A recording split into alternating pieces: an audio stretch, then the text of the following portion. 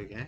What is up, YouTube? HPJ here, and I'm coming at you guys today because Lightning Overdrive is full of so much new support for probably some cards from was it Light of Judgment? The first set to introduce the archetype we're going to be talking about today. This is the Bujin. Yeah, the Bujin archetype. I don't know why I said Bujin, but no, the Bujin archetype is getting some new support. Because it's funny, I just did a video on Traptrix, which also started in that same set with them. Yeah, the uh, Light of Judgment set. Was it like, yeah, Judgment of Light. I'm sorry, not Light of Judgment. Judgment of Light set, um, which particularly had multiple light attribute monsters in that set, and then had some support like here and there. Bujin was one of its biggest aspects of it. Bujin isn't a bad archetype. The only problem with Bujin is that Bujin was, yeah, okay, well, we're gonna really go there with this. Bujin was more so of a, I'm gonna put this one monster on the field, and then the back row is supposed to support it. It sat under Savage Coliseum, which is currently banned in TCG because it was a really nasty card that pretty much was like, you can't do nothing because I want to have either this one monster or no monsters, and you can't do anything till you get rid of this card, but I'm gonna have all these other cards to support what you're trying to do to get rid of it. Now, when this card did get banned, Bujin pretty much didn't see much support after that. They got a little bit of here and there. I'm not gonna lie.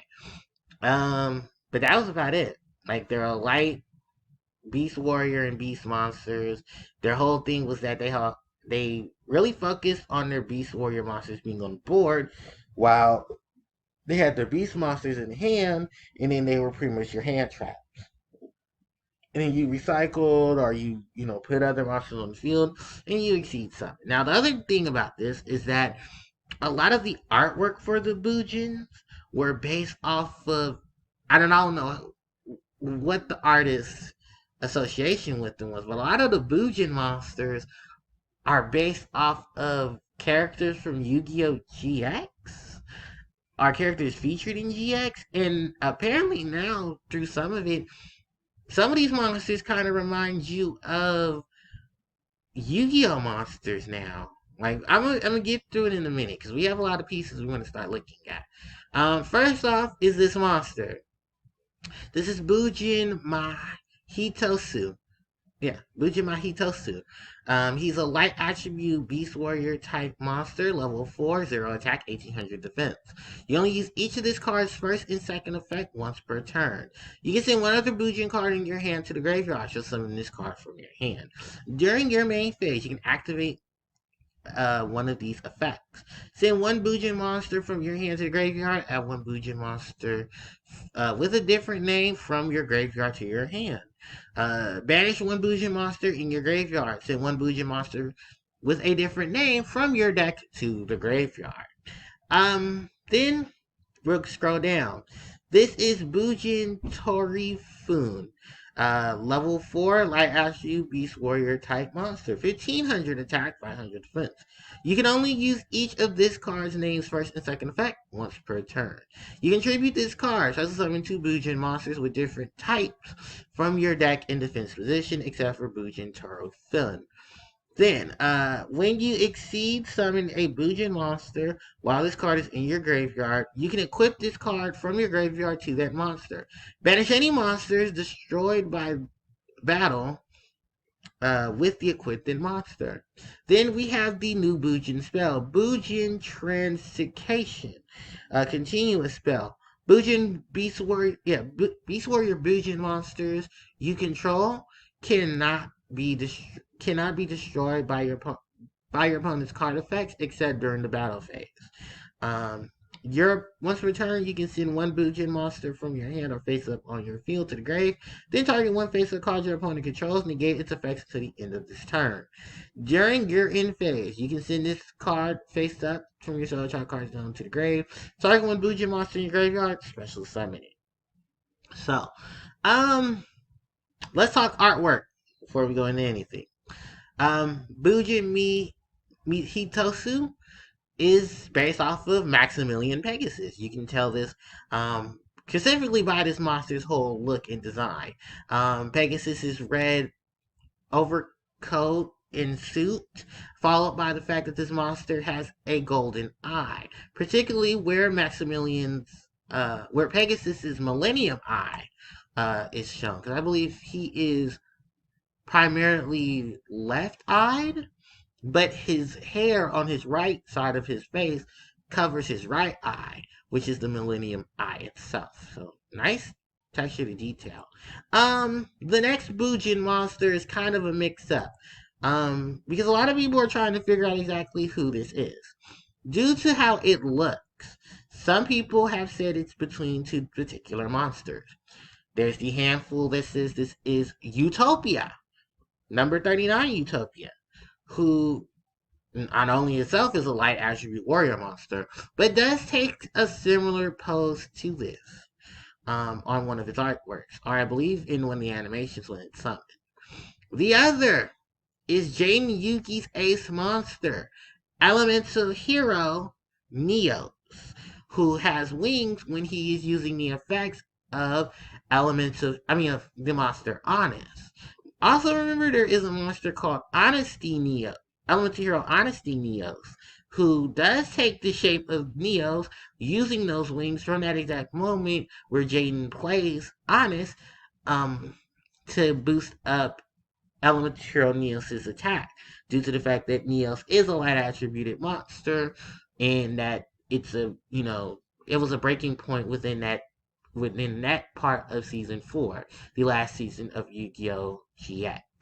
So take it what you will if between these two. There's also someone who said this could have been Bastion, but unfortunately, guys, there is a Bujin monster that's already based off of Bastion Masala that came out recently. Earlier, when some Bujin support dropped. Then we go back, and now we have the spell card. Now, one of these monsters, this monster here in the background, also sparks some hype, because there are some of us who say this is El Shaddai Construct, or a monster based off of El Shaddai Construct. This could also be related to the fact that this could be also the Bujin Link monster, whose name I'm not going to try to pronounce, but this could also be her just off of the fact that in her artwork herself, you can definitely tell that's like her whole makeup. But I also believe that she's also based off of someone from Zexal. Not Zexal. She's based off of someone from GX. Who it is at that point, we don't know. But we do know this is another one of the Bujin Beast Warriors. And due to his hairstyle, I believe he's based off of Jesse Anderson, or Johan. That is Jaden's friend from the series. One of Jaden's rivals, and also the owner of the Crystal Beast. Now, my whole synopsis of all of these new Bujin cards is that's a good way to bring Bujin back.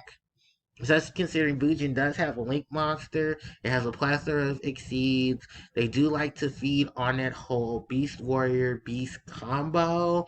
If you get the Bujin plus the Tri-Brigade setup, you're going to have a really nasty deck on your hand. Even without the Castle Coliseum, I do believe Bujin are making a good step for this comeback. Especially with Bujin Torifine, or Torifun, because of the fact that it has the ability to literally tribute itself to summon 2 other Bujin monsters from your deck to the field. So you can get something like Bujin Turtle or Bujin Yamato and have them on the board. You can exceed summon into these things. You'd set up your graveyard. You just have a lot of setup with that. And let's also talk about how broken Bujin Hitosu Hitosu is, because wow, a double foolish burial type of effect? That's crazy. Like that's real crazy. Like you can set something as sending the Bujin card from your deck to from your hand to the grave. So you can easily send Turtle and then summon this. You can then benefit from it being put onto the field where you can either add someone from the grave to your hand or send someone from your deck to the grave. And that has its own striking benefit there. Because wow, just if you played Bujins, you know how amazing that setup is. Because that's something that was only on Yamato at the time. Remember, Yamato had to still be on the field and survive the turn without being effect veiler in order for him to send something to the grave. I mean, add something from the hand from the deck to the hand, and then be able to send a card from the hand to the grave. So shout outs to you Bujin players, because I know you guys are going to be playing this. And then Bujin Terra Section. Yeah, that's really good. This is a really good continuous spell card. It hits a lot of the right protection nodes, hits a lot of the right surfaces, and it gets you a free monster back. So yeah, Bujin players, you're gonna have some good stuff coming in May. Late April, early May when this comes to the TCG. So, let me know what you guys think of the Bujin support. Do you guys like the new Bujin support? What are your ideas of what these monsters are? Now, let me know all that stuff in the comment section below. Thank you guys so much for watching. And like always, please remember to like, comment, share, and subscribe to the channel. It helps me out tremendously. Hit the notification bell next to the subscription button so you guys can be informed of when I do upload more content. And also in the description box, there is the links to my social media accounts and my Patreon, which I think is still there, where you guys can interact with me there or, help out with things here and there if you want. So, thanks everybody for watching, and I'll catch you all next time. HPJ, signing out. Take care.